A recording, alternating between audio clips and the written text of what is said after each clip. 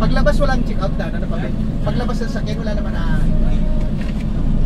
Ay, pinaka-gate pass ko labas. Baril nyo ay, iwan nyo na. Ay, iwan ko to. Ay, bukas bitaw. Handgrip. Bukas nga yan. Paano nga to? Buksan mo ulit, kunin mo ulit. Lakas naman ang mga yan. Uy, lakas. Isa pa? Okay na yun, bubuksan yun.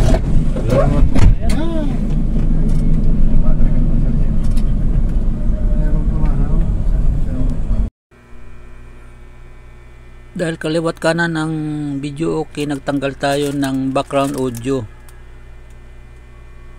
Yan ang parking area nila. Dito naman sa kanan yung mga cottage nila. Sa sobrang dami ng tao, wala kami nakuhang cottage.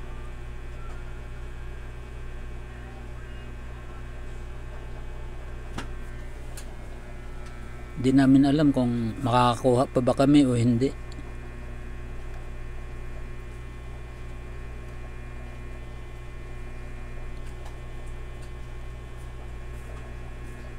Yan o, habang naghihintay kami ng cottage, dito muna kami kumain sa likod ng van. Dito sa baba pa natin, mga kong bata. Oo nga eh, oo nga. Palalim yan. Yan.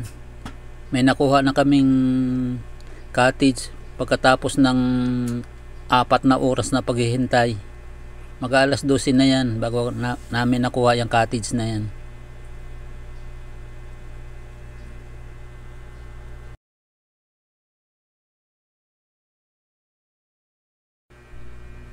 Tara, maglibot-libot muna tayo. Ikotin natin ito. Tingnan natin kung gaano na ito kaganda. Dahil nung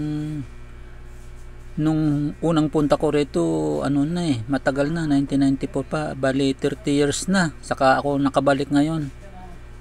Ewan ko kung ano ng improvement ngayon.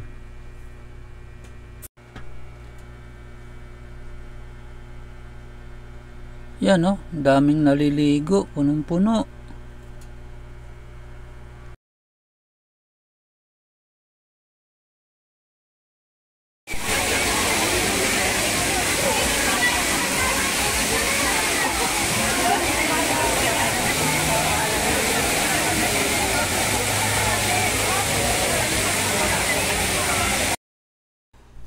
Siguro dahil Mother's Day ngayon, kaya siguro ang daming tao ngayon dito.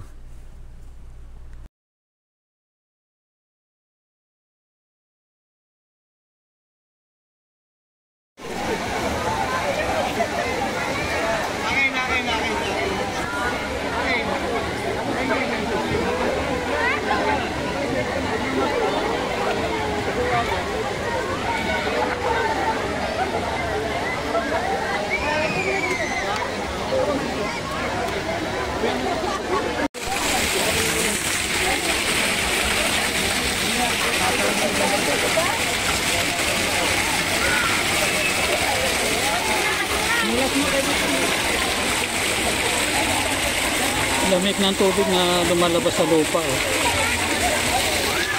Yan. Sobrang ganda nito, parang galing sa rip.